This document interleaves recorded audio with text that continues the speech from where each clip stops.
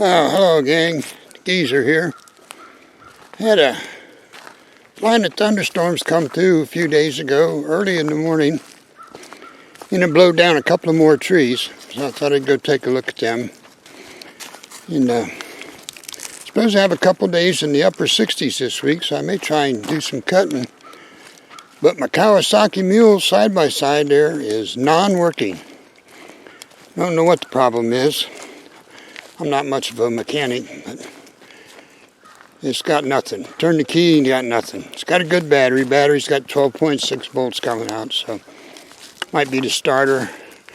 Or maybe there's an ignition relay in the circuit according to what I can find in the repair manual. So I might check that. But we'll see. I just put all my stuff in the old red truck and come out here and cut a little bit.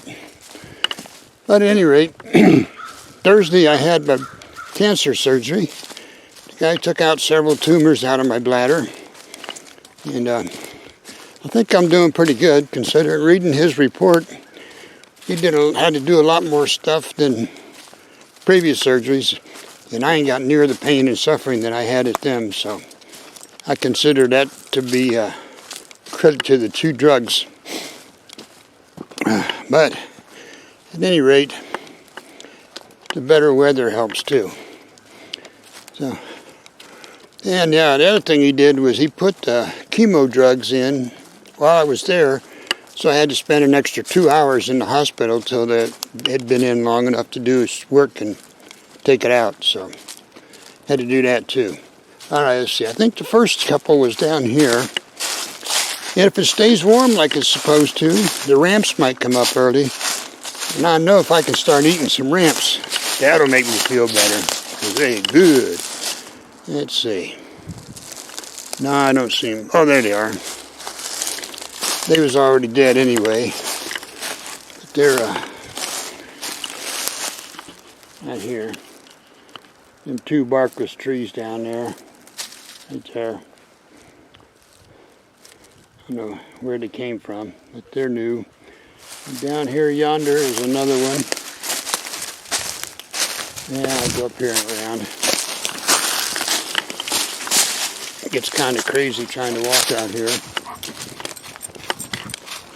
So it's better driving the mule, because then I'm forced to go the right ways.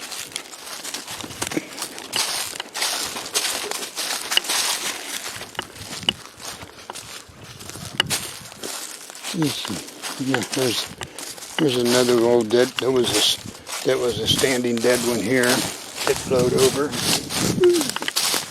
Bada bing. I have to check it out. It's got a lot of woodpecker holes in it, so it may not be worth much, but it may be. Down here at the base. And there's a big one down here.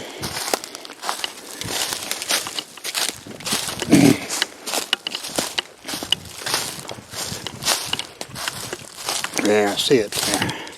It's a good one. There's a lot of wood on this one. The problem here with this property, and this whole area really, is it's so rocky. The trees are really shallow rooted. So when we get them big 40 and 50 mile an hour winds, they just blow right on over. Yeah. There it is. Let's see. Let me get down here. If I can get down here without falling. Still a little shaky from all this surgery crap. But there's some more grapevines I didn't get cut yet. I'm going to cut them this spring. Ain't too bad. I walked down through there last year with my electric battery chainsaw and just started cutting grapevines. Really killed the trees. Turn you around here and you see we're getting up to it there. There's the root ball. There's the root ball, and then it goes down there. It's flowed right on over. But I'm thinking, you get this cut up, you got to put old red up there and just winch it right on up out of here. I don't think this will be too much trouble. Ground's kind of slippery from the rain. I think it's supposed to rain a little bit tomorrow too. But see, you can see here all the rocks and how shallow rooted the tree was. Big rocks right up in the roots there. Don't take nothing for them to blow over here. But this one was, I think, was still alive. It sounds real solid when I hit it with a hammer, so we should be able to get some good wood out of it. Good chunks of wood there. Get some good firewood. Get the woodshed filled up early this year. And we got another big blowdown up yonder here, I think. I'll show you when I get up there. Hang tight. Okay, here's the other one. As you can see, the root was kind of rotted, so it just blowed right on over. But somehow the wind come through all these trees right here. Just took out this one. And it was still alive. So we'll get some good wood out of it.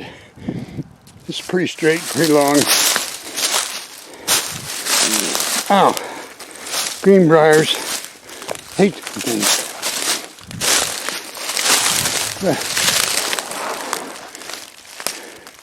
It's a pretty good hunk of wood. So, we'll get this one here cleaned up. And them trees down there with the orange ribbons on them, we marked them last year. So they're getting all hollow in the bottom. Critters are eating up through them, so we might as well take them down before they rot away. And this one's pretty close to the trail up here, so it won't be too hard to pull out of here. These greenbriers, I am told,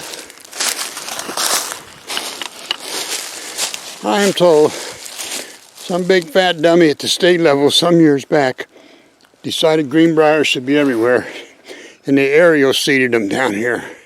Now they're everywhere, and they ain't worth a hoot. So people like me are trying to kill them off.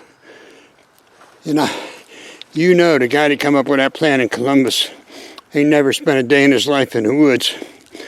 Damn soy boy. But now we got to live with it and figure it out. But sometimes dragging these logs through the greenbrier patches wipes them out, so that's always fun. So I got 1, 2, 3, 4, 5, 6, about 6 blowdowns on this side. And there's several on the other side, and the rest of that big maple from last year. And if you look over that way, it's that big greenbrier patch all up through there. And they're all down through here. They're all through here too. Got to get the spray out. You see, some of them are starting to leaf out, so I can start spraying them now and see if we can get rid of some of them. So look at all of them over in there, just everywhere. Big patch over there.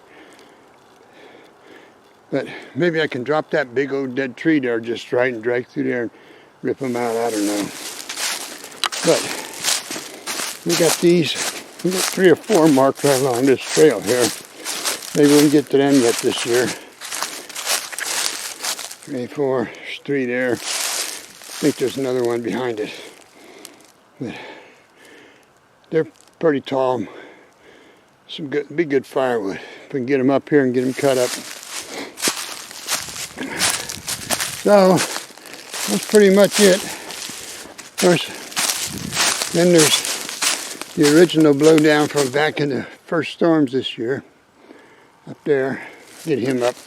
I'll probably start on him this week because that blocking the trail going down to the big maple. We got some more of that to get up the hill yet too. So I got to try and get the Kawasaki running again. I don't know what's wrong with that stupid thing. I've ordered a starter. I'll change the starter. I watched a video today on how to check the voltages to the starter. The 12 volts from the battery was easy enough to figure out. But the trigger voltage, I didn't know how much it's supposed to be. And it's supposed to be about 10 volts. So I'll check that, see if that's... And if that ain't there, then it could be that relay in this ignition system or whatever. I'll have to start tracing wires. But ever since I've had this mule, it came with the house. Every now and then it wouldn't start.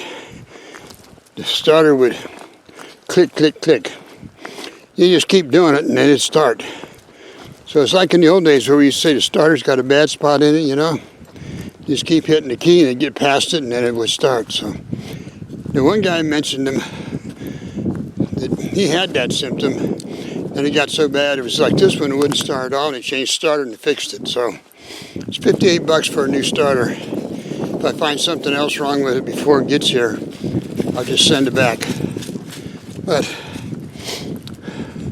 I got some walnut logs here on the pile we saved.